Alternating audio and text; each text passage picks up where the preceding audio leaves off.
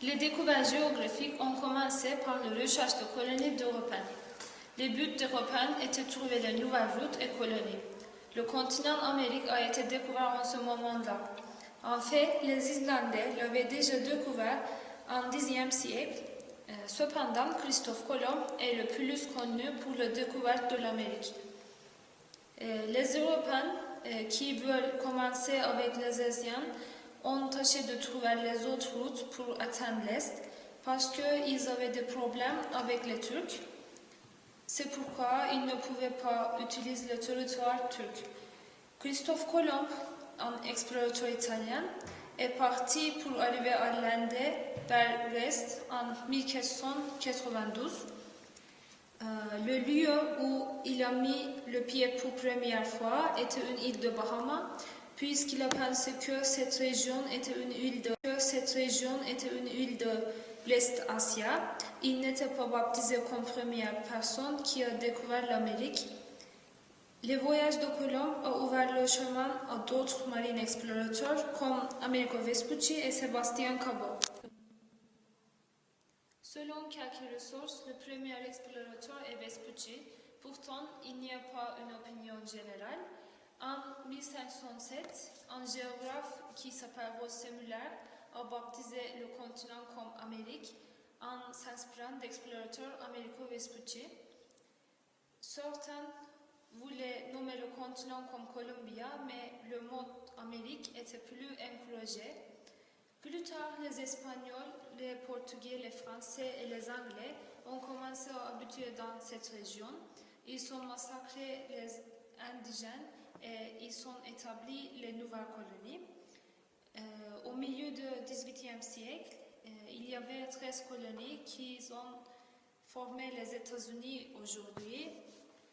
L'Amérique a offert les nouvelles ressources pour les gens. Ensuite, le continent est devenu le colonial de l'anglais. Les coloniaux contribuaient aux Anglais. Ils ont rapidement développé et façonné le terrain. Plus, il y avait les différences en fait de la religion. Les gens qui sont venus d'Europe étaient protestants. L'Angleterre a participé à la guerre de 7 ans et l'économie a régressé.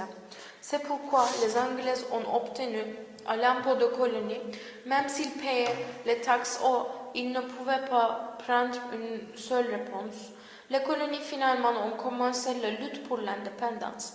Donc ils ont combattu pour leur liberté et ils l'ont obtenu en 4 juillet. Désormais, le 4 juillet est devenu la fête nationale des États-Unis comme le jour de l'indépendance. Les États-Unis avaient une dynamique population de gens, donc pendant le 19e siècle, elles avaient industrialisé rapidement. Toutefois, il y avait une éruption de guerre civile dans les États-Unis en 1861. Elle a duré 4 ans et elle a mis les pays en danger de renverser. La guerre civile a entraîné le succès des États du Nord. Les États-Unis ont commencé à développer encore. Les États-Unis ont joué un grand rôle dans le succès de l'Allié de la Première Guerre mondiale. Elle a combattu contre l'Allemagne, l'Italie et le Japon et elle a gagné. Elle est devenue plus en plus forte et finalement elle est devenue une superpuissance. En 1990, l'Irak a conquis le Koweït et les États-Unis ont déclaré la guerre du Golfe. Les États-Unis ont gagné cette guerre contre l'Irak. Ensuite, les États-Unis ont interféré à la guerre de Bosnie et la guerre du Kosovo. En 2001, quelques villes des États-Unis étaient témoins du 11 septembre.